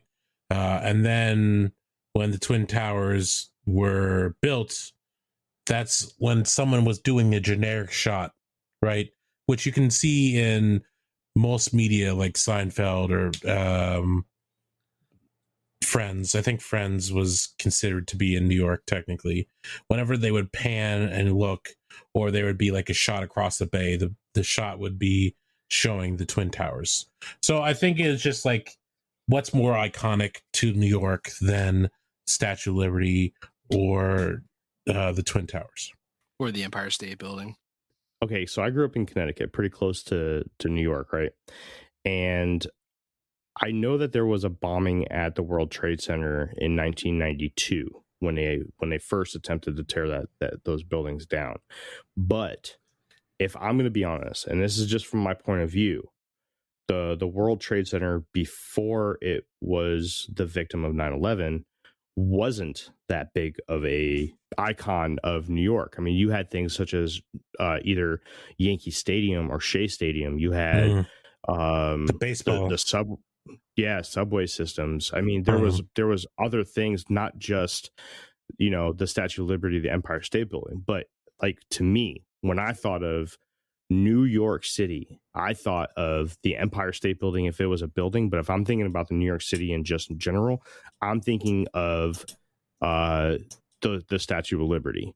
And I think that them picking the Twin Towers for that is eerie. I really do. I am on board with this being something very strange. If they really wanted to highlight New York City and put a building there that more people were going to recognize, they would have went with the Empire State Building. I can guarantee you that most of the United States, other than the news that happened in 1992 when the original bombing happened at the World Trade Center, most of the United States did not know that the World Trade Center even existed. Where's the location of the Empire State Building though? It's like in the inner city, right? So with the modern day buildings built around it, it's not as noticeable. Where I guess more of like the shot itself was definitely like on a pier looking out over the because you can see water in the picture and you can see the towers in the background. So I think it's just location. Maybe. I deep dived this one, guys. This particular I deep dived it. When you Google pre 9/11 travel pamphlets for New York City and then silhouetted New York City skyline pre 9/11, and then you do New York City skyline, the Twin Towers is actually super duper common in almost all of these travel pamphlets and all of this. And it's subliminal marketing.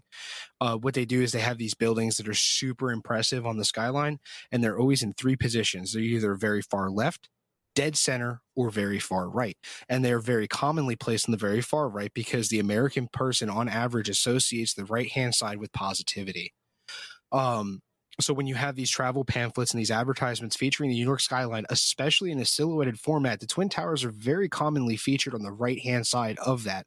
So to have Bart produce a poster stating $9 bus rides with a New York City skyline featuring the Twin Towers on the right-hand side, that would have been a very, very common marketing pamphlet or poster for that time period.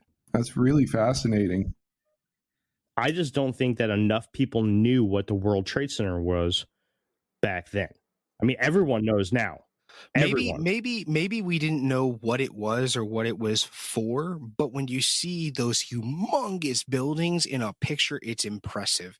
And then you intentionally put it in a position where we either like center is associated with power and right hand side is associated with positivity. And you have these two positions that are the most common in what you see. It's marketing. It's getting into the American mind like, oh, wow, it's great. It's impressive. We don't need to know what it is. We just need to be impressed by it. Mm-hmm. Okay. Yeah, I agree with all that. I just have one counter though. In the episode though, I just find not only the choice of $9 really odd, but that the way they slow down and they do a slow burn emphasis on the 9 and hold it up on the pamphlet. Like the crux of that episode is the Simpsons going to New York. Who gives a shit what the price of the bus is? I mean, but they have to emphasize that number 9. 97, I think. Average bus ticket, New York, 1997. Let's just see what the average bus ticket was. But the price is completely inconsequential to the plot of the episode. That's what I'm saying. Oh, the price is very strange because the average bus ticket cost was $6.75. So it doesn't really make sense that they would have. Bus tickets were around $11 from Pennsylvania. From Pennsylvania to New York were about $11. So maybe $9 would have been like a good deal. It's like I see what you're saying, and I'm kind of reaching. It's weird, man. I'm kind of reaching here, but you're right. It is strange. Yeah, you are. So Springfield, like the Simpsons, is technically are they? Every state has a Springfield. Yeah, but every single state has one. Nope. 30 of them do. 30 of them, whatever. It's a super common city. Yeah, but like, have they initially said that like, oh, this is Wisconsin or Ohio or No. Okay? No, that's part of the mystery. Okay. Yeah, like if you watch the Simpsons movie, they actually like they're in spring and they look out and they're like, oh, and right there's Ohio and there's Colorado. Like they do this big panoramic and they like name like states that don't touch at all. Springfield has had deserts and blizzards and underwater and all kinds of crazy shit. It's a completely fictional place and it's not meant to be in any particular place in the United States.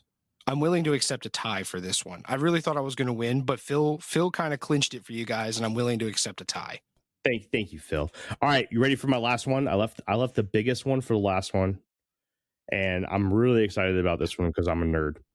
Season 10, episode 2 in 1998, Homer proves the existence of the Higgs boson particle, also known the God particle, which gives mass to every elementary object in the known world and basically explains the existence of everything.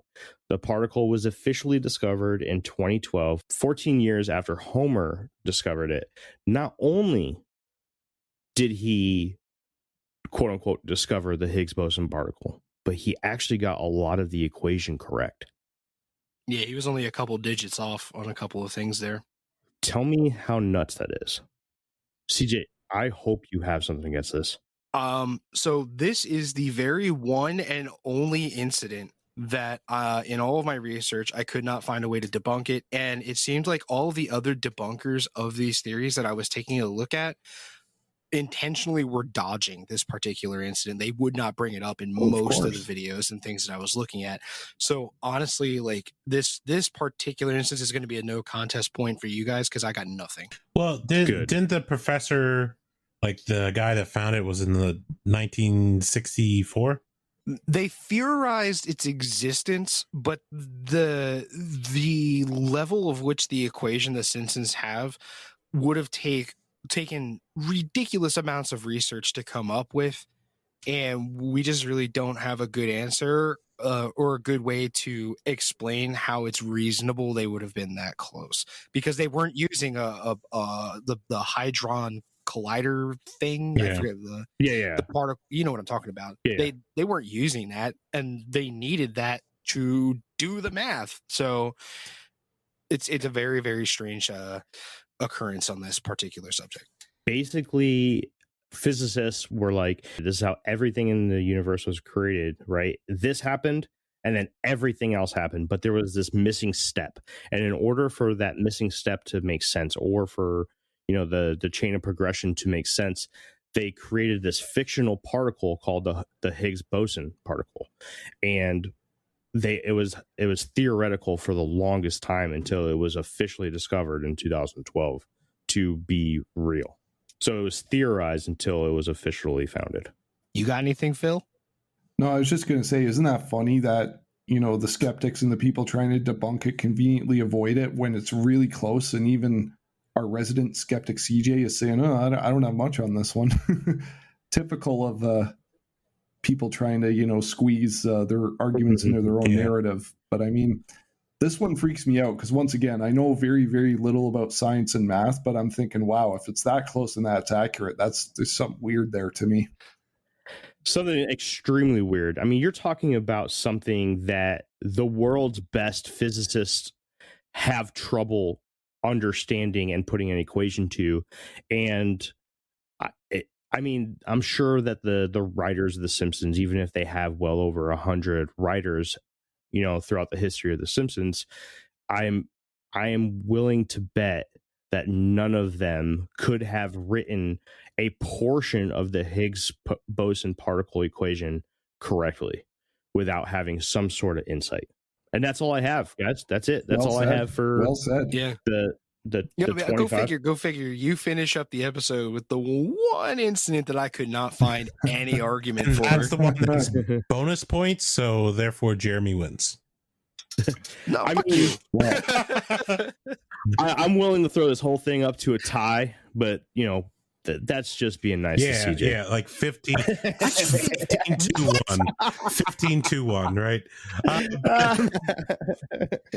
I was a millimeter away from flawlessing you. I really was. I am gonna say there's only one that I saw. If Phil doesn't mind me jumping ahead for that, I'll let Phil. No, I was just going to try and find out if you had any more to add. Then I wanted to add just a couple from my end that we hadn't talked about yet.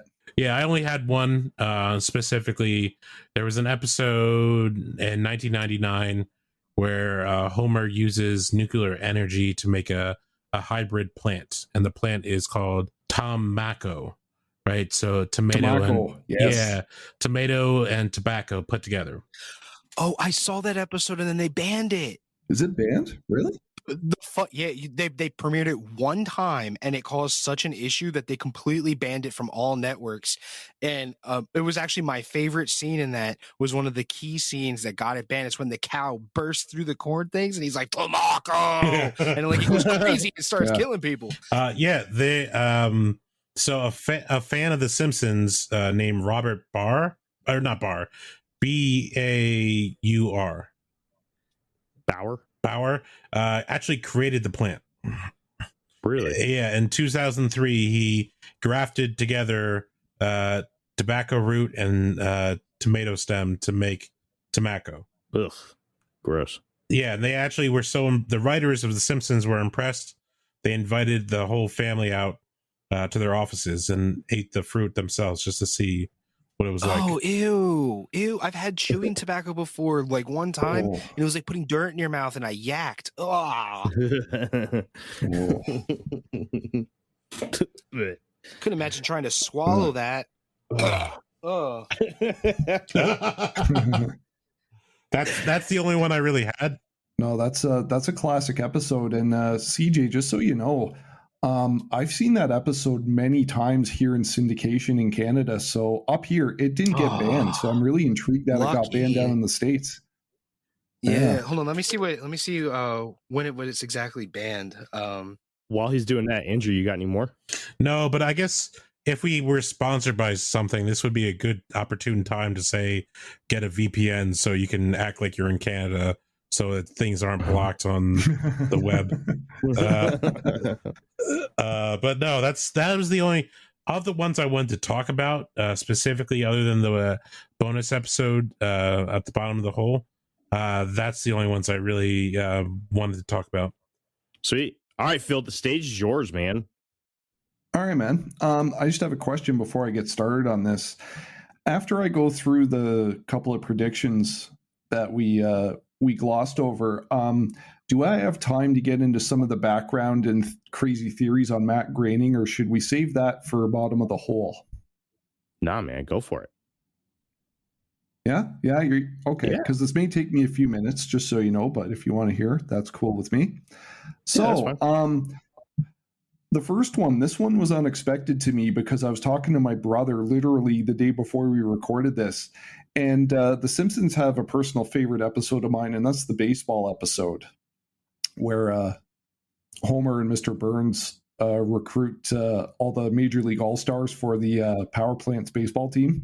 And so this premiered in January of 1992, and I'm so happy CJ said way back that it takes about 10 months to draw and voice and release a Simpsons episode, because there's an incident on this that made total sense. There's a joke that made total sense in January of 92, but when they were drawing this in spring of 91, nobody would have known about. So one of the baseball all-stars that appears is Don Mattingly from the Yankees, and he would have in the summer of 1991 a very public beef with owner George Steinbrenner, and Steinbrenner basically didn't like Don Mattingly's mullet and wanted him to cut his hair and threatened to bench him if he didn't do so. And eventually, after a long public feud, Mattingly relented.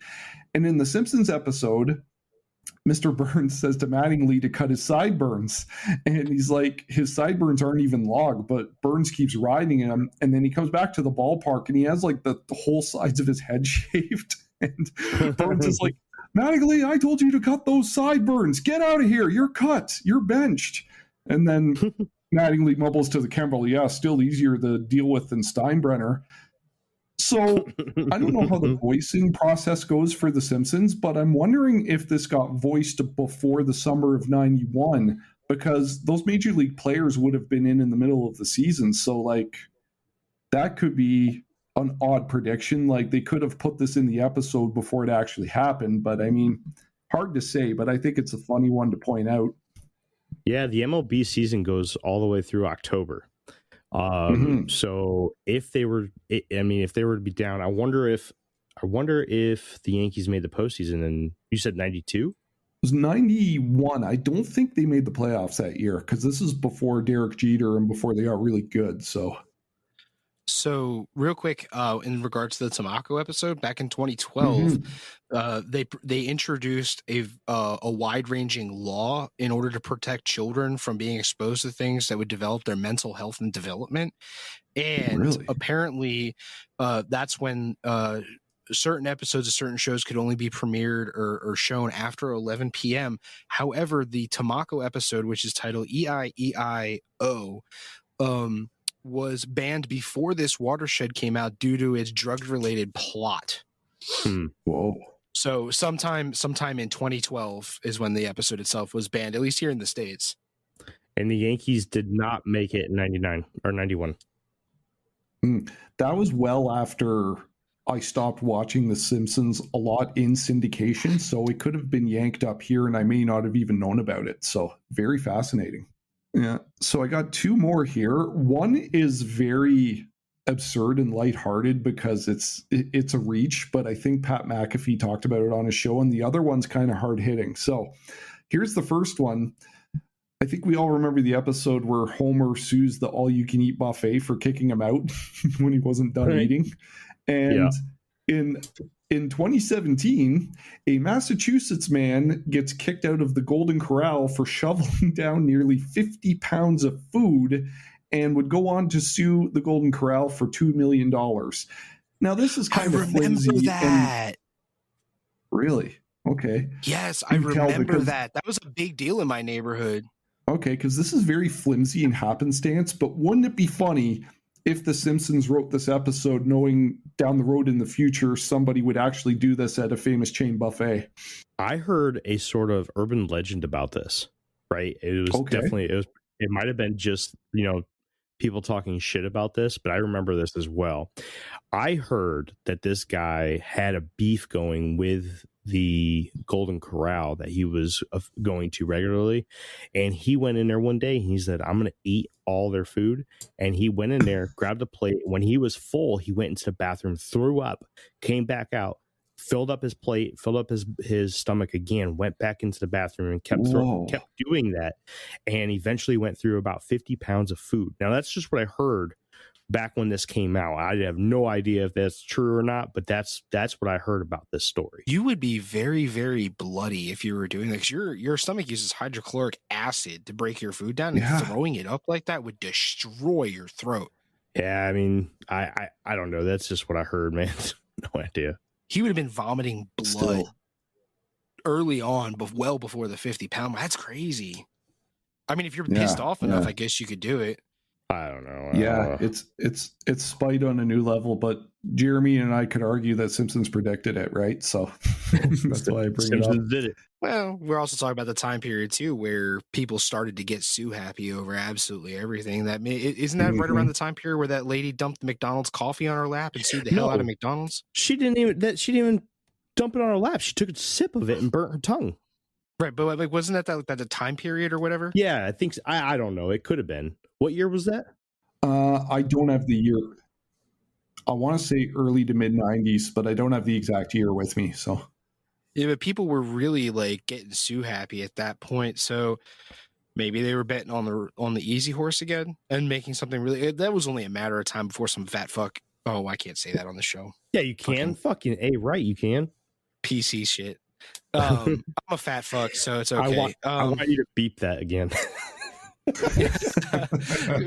Ate so much. I've been kicked out of a buffet. Me and a kid we hung out with named Twinkie. Him and I, we went over to this Chinese. Yeah, his name. All right, we bet him he could not consume a box of Twinkies in one sitting, and he did it in about 3 minutes in a high school class one day, and he got the name Twinkie. Oh, bro, I could eat a whole box of Twinkies. Easy day. We were 15, bro. We were like, you can't do that. And he was like, I totally can.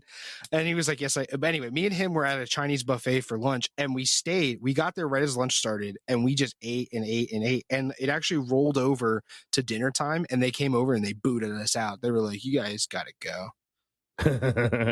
They cut us off from the meat eventually. They were like, no more meat. You can only have vegetables. And then they booted us. Wow.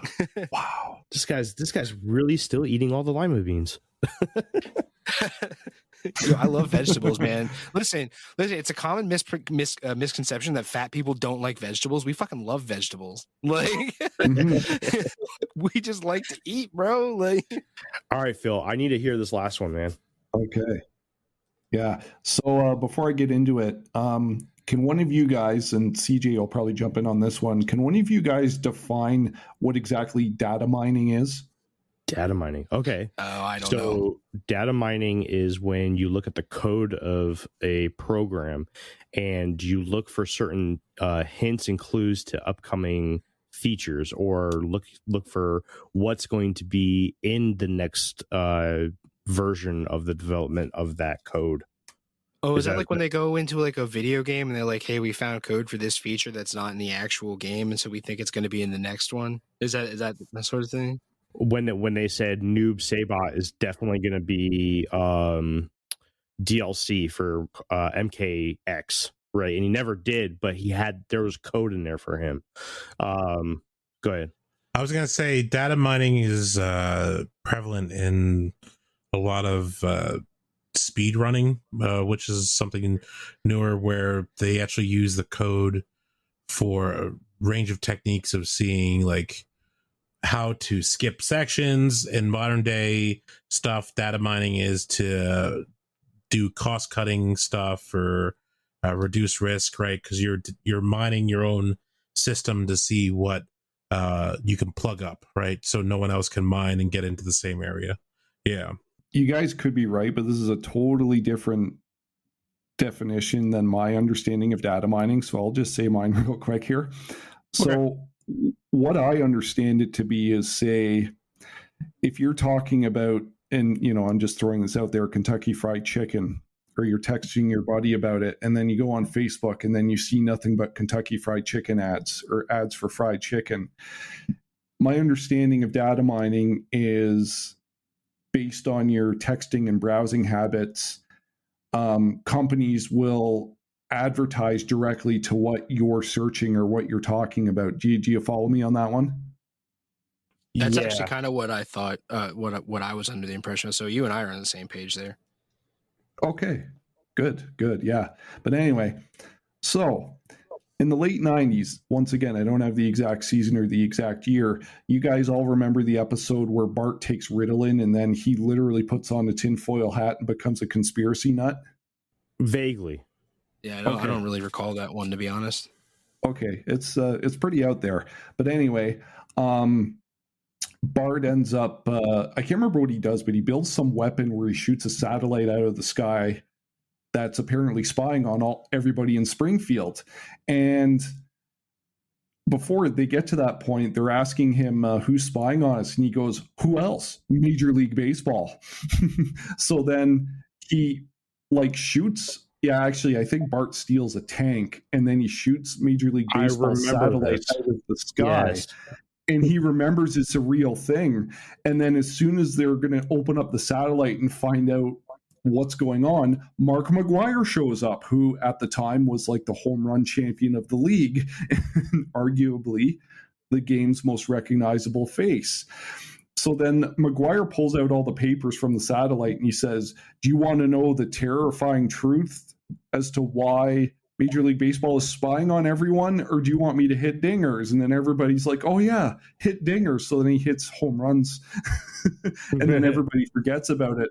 But it's revealed that Major League Baseball was collecting data on all the citizens of Springfield because they wanted to find out their hat and shirt size so they could sell them more Major League Baseball merchandise. And what do you do if you're talking about fried chicken and then all of a sudden it appears in your search engine or your social media? It's targeted data mining. And I am saying the Simpsons called it a good decade before social media became a prevalent thing. So that's the one prediction I have that nobody is talking about. Damn. Nice. I got nothing. Phil, you win that one. Yes. Yeah, I haven't seen. I do remember that episode. I remember that the satellite had the MLB logo on it and everything. It was that I do remember that episode. There's sorry to interrupt, Jeremy, but there's a saying nowadays that goes, money is not currency anymore. Data is the new currency because, on the dark web, which is really scary, a lot of people's personal data and personal interests gets bought and sold. And major corporations like to look at your browser or your search engine and see what you're searching for so they can pop up ads that are targeted to your interests. And where did we first see it? As a conspiracy theory on The Simpsons. Yeah, I said it in one of our episodes or our episode we guested on another podcast, but the number one currency in the entire world is intelligence. Mm-hmm, and that's exactly what you're talking about. It's intelligence. It all comes down to intel. So absolutely 100% agree with you. You said that on an episode we did with Jeff. Is that where I did it? Yeah, I was there for that episode when you said that, or at least you said it one time. We were talking with Jeff and you brought that up. Intelligence. That is. I just wanted to point out though that clip I just talked about on all the videos that you can find of Simpsons predicting the future, that is not on a single one of them that I found. Right on. All right. So, anybody have anything else to add? No. Very quickly before you wrap, Jeremy, do you want to hear the wild Matt Groening theory I came across? Hell yeah, man. Let's do it. Okay. So, here's some interesting stuff about Matt Groening. At first, I was a little disappointed that I really couldn't find a lot of fascinating info about him. But then, all of a sudden, I went down another rabbit hole, if you will, and I found this craziness. So he said it. Yes, yes. And I love saying it. So I started to wonder if Matt Groening just had crystal clear premonitions in his dreams and kept a good dream journal for some of this stuff to throw in the episodes, or if one of the writers did. Or I wondered if he knew like some high-end psychic that none of us knew about, and he was splicing these predictions into the episodes just to mess with all of us. But here's a very fascinating thing. Are you guys familiar with the researcher Nick Hinton? No. Okay. Well, he's an alternative, I guess, conspiracy researcher, and he's pretty fascinating. But anyway, this is a part from an article that was posted on Nick Hinton's Twitter page in February of 2020, and it was rewritten for a website called peaked.com, peakd.com. And I'm just going to kind of quickly go through it quote for quote here, because it's way easier than me trying to explain it, because it gets pretty wild and doesn't make a whole lot of sense if I try to do it. So this came from a man named Dr. Dan Burish, and I'm sure by no coincidence, the photo they have of Dr. Burish, he actually looks like a real life Homer Simpson, which is just totally weird. But anyway, here is the bit from Nick Hinton's Twitter reposted on the website I just mentioned. Quote, Dr. Dan Burish in 2006 comes out and says he works for a secret organization formed by President Truman in 1947 to recover and investigate fallen alien spacecraft, part of Project Looking Glass. In his findings, there's a whole backstory I won't get into, so I'll keep it short. In his findings, ancient Egyptian knowledge was used in Project Looking Glass, and one of them was a small magic box known as the Yellow Cube. He says the Yellow Cube was used by world leaders to see what fate had in store for them. However, they discovered the future wasn't set in stone. They were shown many different possibilities. They attempted to use this knowledge to manipulate our timeline. They can now see which future would be best for them and what needed to be done to get there. However, they also discovered a future where the whole world was nearly destroyed. They saw that, and it was caused by technology from Project Looking Glass and immediately shut down thereafter. The Yellow Cube allegedly was thrown into the ocean near Antarctica, or may not be on Earth anymore whatsoever, being taken away by another intelligence. But here's where it gets strange. Matt Groening, creator of The Simpsons, a show notorious for predicting the future, said the inspiration behind the fictional town of Springfield was a real place in Oregon, his home state. Groening grew up there a couple of hours away from a town called Looking Glass, Oregon, which is connected to the project. And here's another interesting tidbit. Groening didn't say this publicly until April of 2012, where the origins of Springfield actually came from, okay? And the publication he tells it to is the Smithsonian Magazine.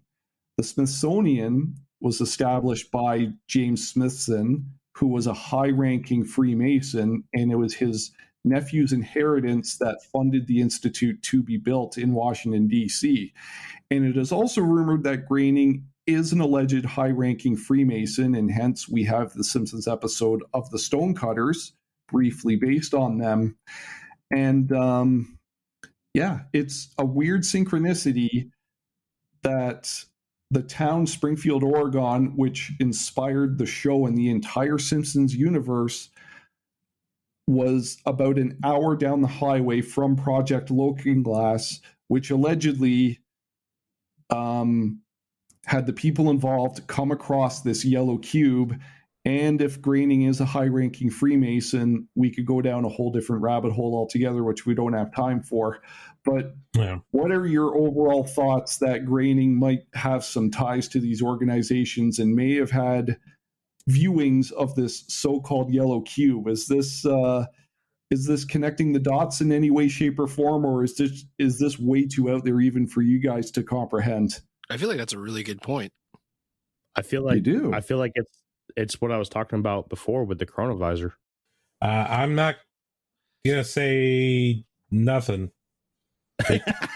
because that Smart might man. be it might be a family member. That's actually my last name. Mm. Yeah. But like I'm not related to him. It's just we share the same last name. Yeah, I don't know. I mean, I feel like out of a lot of the stuff that we've gone over today, I feel like that's the most plausible argument for something esoteric in nature. Interesting. All right. Well, we're gonna go ahead and cut it off right here. We're gonna say goodbye to everybody that's not a patron, and we're going to go ahead and meet you down at the bottom of the rabbit hole. And before I do that, Phil, go ahead and give out your show's information and anything else that you have coming up for Unexplained Inc. Yes, thank you, Jeremy. Thanks for having me again, guys. And I know we've been at this a while, so I'll try and keep this quick. You can find Unexplained Incorporated on Facebook. It's the Friday Night Fright. New episodes post every Friday night at 8 p.m. Eastern Standard Time. We are on just about every single podcast platform there is, so there is no excuse not to find us. And you can hit me up on Twitter at PhantomPhil3, Instagram, Unexplained Incorporated, as well as my own Instagram page, PhantomPhil Unexplained _ in between the words. And you can visit my website, which has links to the podcast, blogs, and all sorts of other fun stuff, thephantomhub.com. And at this point, we have a couple of interesting guests coming up later on in June, including my first ever guest from the great nation of Scotland. And there's a couple of spots open in the July lineup. So also booking in August. So you can also hit me up at the email phantomphilunexplained@gmail.com if you're interested in coming on, sharing a story in July or August. And that is it. Phil, I just want to say thank you for coming on to Infinite Rabbit Hole again. It's always a pleasure to work with you, and I really look forward to all the stuff that we're going to do with the network, man. Absolutely. Same to you. Thanks, guys. Well, thank you. Great Thanks, show. man. Long show, but great show. It was. This was a good season premiere. All right. Anybody that's not a patron, we'll see you later. For those that are, we'll see you at the bottom of the rabbit hole. Hey everyone, thank you for joining us on this episode of Infinite Rabbit Hole. If you'd like to reach out to us, you can do so at infiniterabbithole@gmail.com. Follow us at facebook.com/infinite rabbit hole. Follow us on Twitter at twitter.com/infiniterh. Follow us on Instagram at infinite_rabbit_hole. We're always looking for someone that has a story to share. So if you feel like you've experienced a strange encounter with something that you can't explain, reach out to us. Let us know. Come on, have a good time, tell your story. And if for some reason you don't want to show up on a podcast, send us a letter in our email in a format that we can read to the fans, and we'll be more than happy to read it to everybody. Well, that's all for this episode. We'll see you next time down the Infinite Rabbit Hole.